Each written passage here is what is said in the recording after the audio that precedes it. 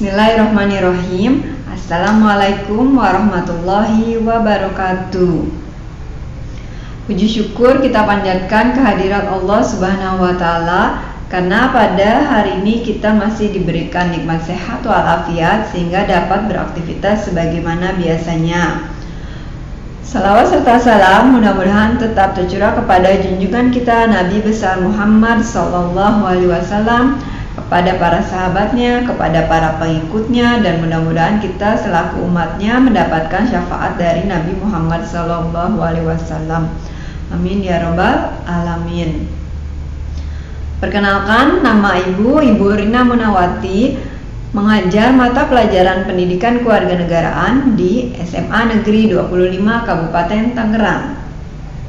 Pada kesempatan ini Ibu ingin mengucapkan selamat kepada peserta didik baru kelas 10 yang sudah berhasil diterima di SMA Negeri 25 Kabupaten Tangerang. Mudah-mudahan kalian dapat mengikuti kegiatan belajar dengan baik dan mudah-mudahan kalian tetap semangat ya, walaupun harus belajar secara online di masa pandemi seperti sekarang ini.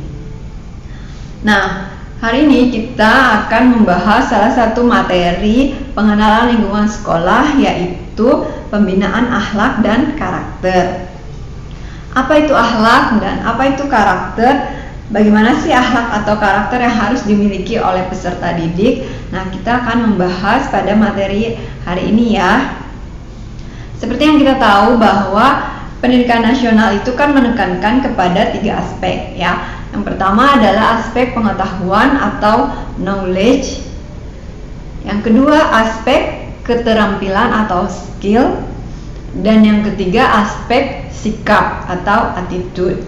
Nah, dari 3 aspek ini mana sih yang paling penting? Nah, tiga-tiganya itu penting dan harus dimiliki oleh peserta didik ya. Pengetahuannya bagus, keterampilannya juga bagus, dan memiliki sikap yang baik. Untuk apa? Agar nantinya peserta didik itu bisa bersaing dengan yang lain gitu, bisa menjadikan negara kita lebih baik karena memiliki pengetahuan, keterampilan, dan sikap yang baik gitu ya. Dan juga bisa menjadikan sumber daya manusia yang unggul yang mampu bersaing di masa yang akan datang. Nah, tadi kan Ibu katakan bahwa ketiga aspek ini penting dan harus dimiliki oleh peserta didik. Nah, tapi fenomena yang terjadi sekarang biasanya lebih fokus kepada aspek pengetahuan gitu. Jadi yang dikejar adalah pengetahuannya, bagaimana pengetahuannya nilainya bagus atau knowledge-nya itu meningkat gitu ya, dengan mengesampingkan aspek yang ketiga, yaitu aspek sikap atau attitude. Padahal sikap itu juga penting ya dimiliki oleh peserta didik. Sikap yang seperti apa ya? Tentunya sikap yang baik.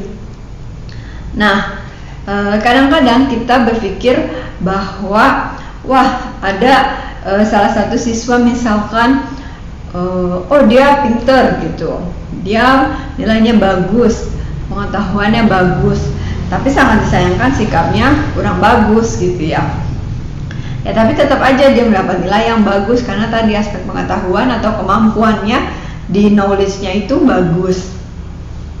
Sedangkan ada siswa yang mungkin pengetahuannya itu kurang bagus, yang maksudnya pengetahuannya itu di bawah rata-rata lah misalnya, tidak bisa mengikuti pembelajaran gitu ya secara cepat gitu. Tapi siswa ini punya sikap yang bagus, punya akhlak yang bagus, punya karakter yang baik gitu. Nah, tentu kan terhadap siswa yang seperti ini juga ya harus juga mendapat nilai yang bagus gitu, dan harus juga dibantu. Nah, kenapa sih sikap itu penting? Kenapa sih sikap itu penting, dan kenapa sih akhlak atau karakter itu harus dibina di sekolah gitu ya, atau dibiasakan juga di lingkungan rumah? Karena banyak terjadi, misalnya mungkin kamu tahu ada pejabat yang korupsi ya. Nah, ini sebagai salah satu contoh saja ya. Pejabat yang korupsi itu kan kita tahu bahwa ya dia punya pengetahuan yang bagus kan, dia punya intelektualitas yang tinggi, yang cerdas, tapi sayangnya sikapnya kurang baik, makanya dia korupsi gitu kan. Nah, oleh karena itu begitu pentingnya akhlak dan karakter ini dimiliki, akhlak dan karakter yang baik itu dimiliki oleh peserta didik agar nantinya tidak ada lagi orang-orang yang berbuat curang gitu ya. Ya diharapkan dia pengetahuannya bagus, kemudian punya skill atau keterampilan yang bagus dan juga akhlak yang baik. Nah, apa saja sih akhlak yang baik itu? Misalnya sikap jujur, nah kemudian disiplin, kemudian bertanggung jawab ya, kemudian berkata-kata yang sopan. Nah, dalam lingkungan, dalam kegiatan di sekolah sebetulnya aspek atau sikap ini sangat penting dan sering juga dipraktekkan ya. Misalnya sikap jujur itu apa? Sikap jujur itu kalau belajar atau kalau ada ujian mengerjakan sendiri itu kan jujur. Kebalikannya kalau nggak jujur, ada ujian ya nanya ke temennya gitu atau nyontek, nah itu kan berarti tidak jujur. Hal-hal seperti itu kan sering kalian praktekkan ya di sekolah, maksudnya dituntut untuk mengerjakan ujian itu sendiri gitu ya, dituntut untuk mengerjakan ujian dengan jujur. Nah, kemudian sikap disiplin ya, disiplin itu misalnya tidak datang terlambat, kemudian tidak bolos, kemudian memakai seragam yang sudah ditentukan gitu sesuai dengan hari, memakai atribut gitu kan, mengikuti upacara. Nah, itu kan contoh-contoh kegiatan disiplin yang mungkin juga sudah kalian sering lakukan pada waktu kalian di sekolah menengah pertama atau di SMP ya. Kemudian artinya sikap seperti itu sudah harus juga dibiasakan gitu. Jangan sampai yang tadinya datangnya tidak pernah terlambat, kemudian karena ikut-ikutan temannya jadi terlambat gitu. Nah, hal-hal seperti ini kan harus sering dibiasakan. Tentu kalian dari SMP-nya udah terbiasa disiplin ya, mudah-mudahan pada saat di SMA juga terbiasa melakukan disiplin. Kemudian bertanggung jawab itu apa misalnya? Misalnya piket, nah itu kan ada jadwalnya tuh ya. Nah, bertanggung jawab tuh terhadap tugas atau ya tugas piket yang diberikan. Misalnya ada temennya yang nyapu gitu ya, kita bantu dengan membersihkan sampah atau membawa sampahnya, atau membersihkan papan tulis, menghapus papan tulis, ya apa aja lah gitu yang menunjukkan bahwa kita itu bertanggung jawab dan mengikuti kegiatan tersebut gitu. Maksudnya bertanggung jawab terhadap amanah atau tugas piket yang sudah diberikan. Kemudian sikap jujur, nah juga harus dimiliki oleh peserta didik. Misalnya apa? Misalnya udah dikasih nih uang untuk bayar buku gitu kan, atau LKS atau pembayaran lainnya, kegiatan pramuka misalnya. Nah, kalau orang yang jujur ya, yang dikasih sama orang tua itu ya langsung disetorkan gitu, langsung dibayarkan, tidak dipakai untuk kepentingan sendiri gitu ya. Tapi kan kalau orang nggak jujur, ya bisa aja mintanya 50.000 gitu, padahal kegiatannya hanya membutuhkan biaya sekitar 20.000 gitu. Nah, itu kan berarti ada sisi 30.000 itu ya, itu sama aja itu korupsi juga gitu ya. Nah, hal-hal seperti ini harus kalian miliki. Maksud ibu begini, kalian tidak hanya mengejar pengetahuan saja, tapi juga harus memperhatikan aspek sikap tadi ya. Nah, untuk lebih jelasnya nanti akan ditayangkan materi PowerPoint berikut ini. Silakan kalian simak materi atau tayangan berikut ini. Akhlak terpuji. Yang termasuk akhlak terpuji adalah 1. Berperilaku jujur. 2. Berperilaku bertanggung jawab. 3. Berperilaku hidup bersih. 4. Berperilaku disiplin. Jujur.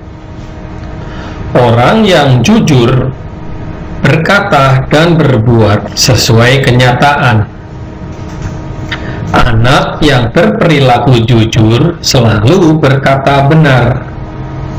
Lawan dari jujur adalah bohong atau dusta. Sifat bohong harus dihindari. Bila kita jujur, kita akan dipercaya oleh siapa saja. Anak yang jujur dipercaya orang tua, guru, dan teman.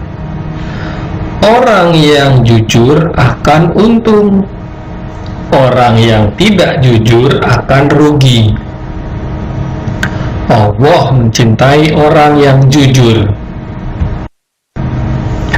Berperilaku bertanggung jawab. Bertanggung jawab kepada diri sendiri, bertanggung jawab kepada orang lain, dan bertanggung jawab kepada Allah. Perilaku bertanggung jawab kepada diri sendiri misalnya 1. Rajin belajar. 2. Mengerjakan tugas sekolah. 3. Menjaga kesehatan. 4. Menjaga kebersihan badan. Bertanggung jawab kepada orang lain misalnya menjalankan piket di kelas. 2. Membantu membersihkan rumah. Bertanggung jawab kepada Allah misalnya tidak lupa mengerjakan sholat 5 waktu. 2. Membaca Al-Quran. 3. Beramal. Perilaku hidup bersih. Pakaian berguna untuk melindungi badan agar badan tidak cepat terkena kuman. Pakaian juga berguna menutup aurat. Jika tempat sholat bersih, sholat akan jadi lebih khusyuk. Allah sangat menyukai kebersihan. Jadi, agar disukai Allah, kita harus selalu menjaga kebersihan. Nabi Muhammad berkata, jika tidur sebaiknya miring ke kanan, agar jantung yang di sebelah kiri tidak terhimpit dan kita bisa bernafas lega. Perilaku hidup bersih. Contoh perilaku hidup bersih: 1. Bersih badan. 2. Bersih pakaian. 3. Bersih tempat sholat. 4. Bersih tempat tidur. 5. Bersih tempat belajar. 6. Bersih lingkungan. Rumah yang bersih membuat penghuninya sehat. Lingkungan yang bersih membuat masyarakat sehat. Lingkungan yang bersih jauh dari wabah penyakit. Rumah dan lingkungan yang kotor mudah diserang penyakit. Perilaku disiplin. Contoh hidup disiplin adalah: 1. Bangun pagi ketika harus bangun. 2. Belajar ketika waktunya belajar. 3. Menonton televisi hanya ketika bukan hari sekolah. 4. Taat peraturan sekolah. 5. Tidak datang terlambat ke sekolah. 6. Teratur mengerjakan semua hal. Ringkasan: orang yang jujur dicintai Allah. Orang yang jujur dipercaya oleh orang lain. Kita harus bertanggung jawab atas perbuatan kita. Kita harus bertanggung jawab kepada orang lain. Kita harus bertanggung jawab kepada Allah. Kita dianjurkan untuk menjaga kebersihan. Menjaga kebersihan bermanfaat bagi kesehatan. Kita dianjurkan disiplin dalam segala hal. Muslim yang baik harus berperilaku disiplin, karena kebersihan adalah sebagian dari iman. Nah, bagaimana? Kalian sudah menyimak pada tayangan tadi kan? Mudah-mudahan itu dapat lebih memberikan pemahaman kepada kalian apa saja akhlak atau karakter yang harus dimiliki oleh peserta didik. Terima kasih atas perhatiannya. Kurang lebihnya mohon maaf. Wassalamualaikum warahmatullahi wabarakatuh.